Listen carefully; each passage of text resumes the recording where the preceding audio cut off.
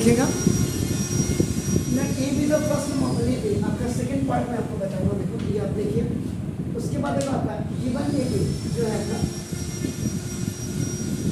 Given A B is equal आपका देखो -37 आपका -33 -29।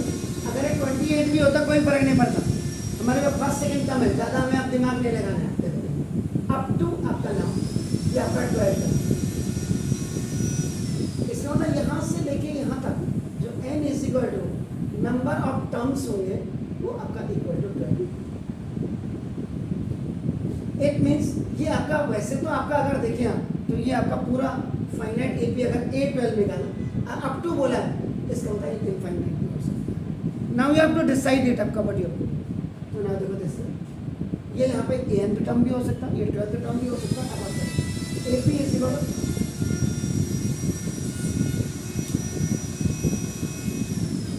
Standard form of A B आपका नाम है द फर्स्ट टर्म, देखो सेकंड टर्म, ये थर्ड टर्म।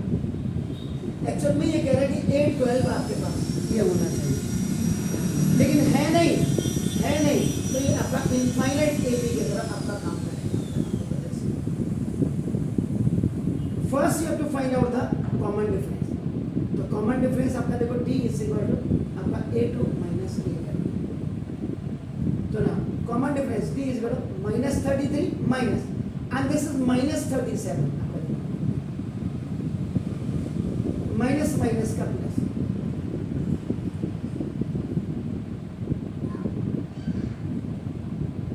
कितना हुआ?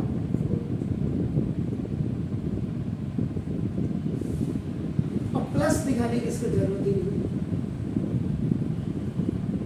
बिना फर्स्ट टर्म और बिना कॉमन डिफरेंस के कुछ नहीं होगा, और n नहीं है तो सम भी नहीं होगा। यानी कि if you have a formula and formula have 4 quantities, out of 4 3 known होने चाहिए, एक अननोन होने चाहिए। सम of n SN is equal to n by 2 plus n minus 1 ये आपने इनफाइनाइट ए बी वाला फॉर्मूला यूज किया। सम ऑफ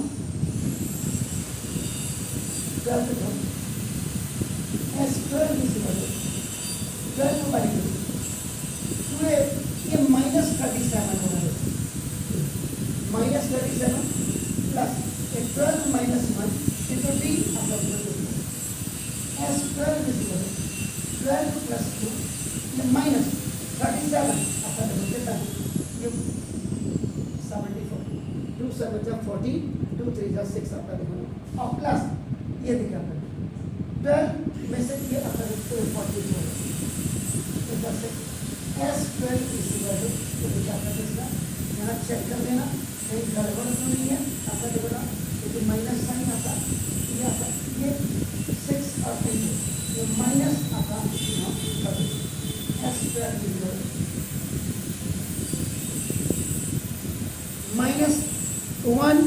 -180 आपका इसका आंसर आना चाहिए।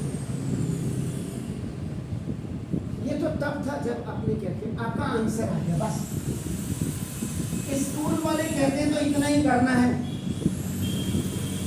बोर्ड में भी क्वेश्चन आएगा तो इतना ही करना है। अब बोर्ड में आपका देखिएगा, आप इसको यूज करते हैं ये और, अगर आप सम ऑफ फाइनाइट का करते हैं, आप सबसे पहले फर्स्ट देखो फाइंड आउट 12th टर्म,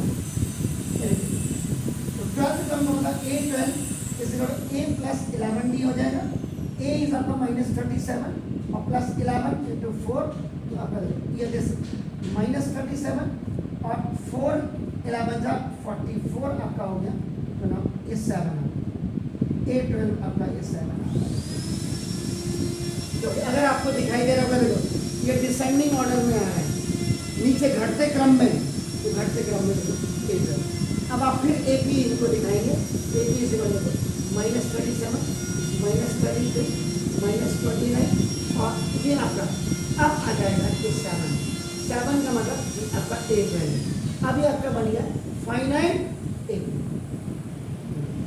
तो देखो नाउ सम ऑफ एन का टर्म, ये फाइनाइट एपी वाला formula S N is equal to A का मतलब है A of plus sorry N by two लिख दीजिए N by two A plus A now sum of 12 term, sum of 12 term, not 12 term, S 12 is equal to 12 by 2. This is minus 37.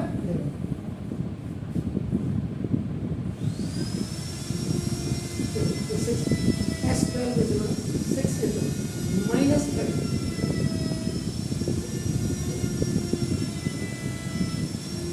तो यहाँ पे आपकी बुद्धि और दिमाग काम करता है। अगर स्कूल में 50 बच्चे और वो इस मेथड से कर रहे हैं तो मैं जो सेपरेट होगा मैं इस मेथड से करूँगा। अब उसके बाद आपने एक्स्ट्रा करना है। एक्स्ट्रा तो मैंने बताया ही है। अब एक्स्ट्रा सबसे पहले आप ए एन निकालें, उसके बाद आप ए एन माइनस 1 निकालें, उसके बाद कॉमन डिफरेंस। ये linear equation in one variable है और common difference A N minus A N minus. अगर ये 4 आ रहा है इसका मतलब आप सही। देन उसके बाद आप एस एन निकालें। एस एन आपका हमेशा क्वाड्रेटिक इक्वेशन के फॉर्मेट में है। देन एस एन माइनस 1 आप फाइंड आउट करें एंड देन आपका देखो ए एन आपका ये आपने find out S N minus S N minus.